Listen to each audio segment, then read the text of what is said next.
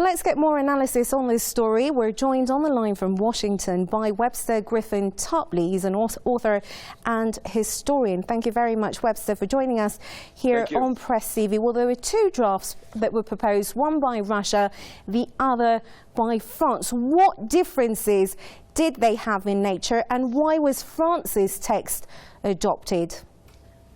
I think the key to that is that the Russian resolution was broader and more inclusive, and would have provided, I think, a better basis. But the French resolution has now been approved, and I think a lot can be done with that.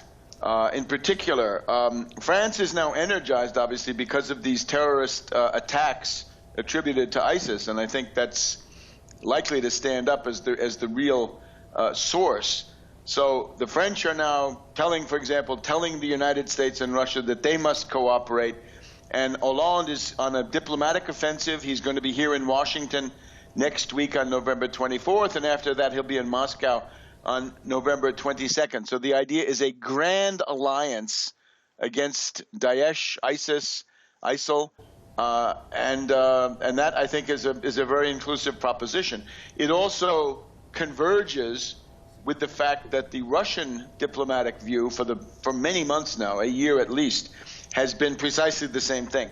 A grand alliance of the powers of the world against this terrorist monstrosity. So I actually hope that will bear fruit. The problem you're going to get is a group here in the United States. It's the Petraeus-Allen clique. Allen, of course, was the guy who was the ISIS czar here in Washington. In your previous talk with your previous guest, the question is, why was the U.S. bombing so impotent? Why didn't it accomplish anything? Because the Petraeus-Allen clique in this factionalized government with a weak president that we have, they were successful in blocking it so that nothing much was done. But now that could change, right? And there's also a powerful incentive to keep up with Russia, not to lose face, so that the U.S. can still maintain some kind of influence. I would point to one hopeful sign, which is the fact that the American public is becoming aware of the treachery of the Saudis and of Turkey in supporting ISIS. Three exhibits, if you like. One is Hillary Clinton's foreign policy speech. I don't like what she says, but she does go out of her way to blame Saudi Arabia and Turkey for this situation, that they support terrorism, they collude with terrorism.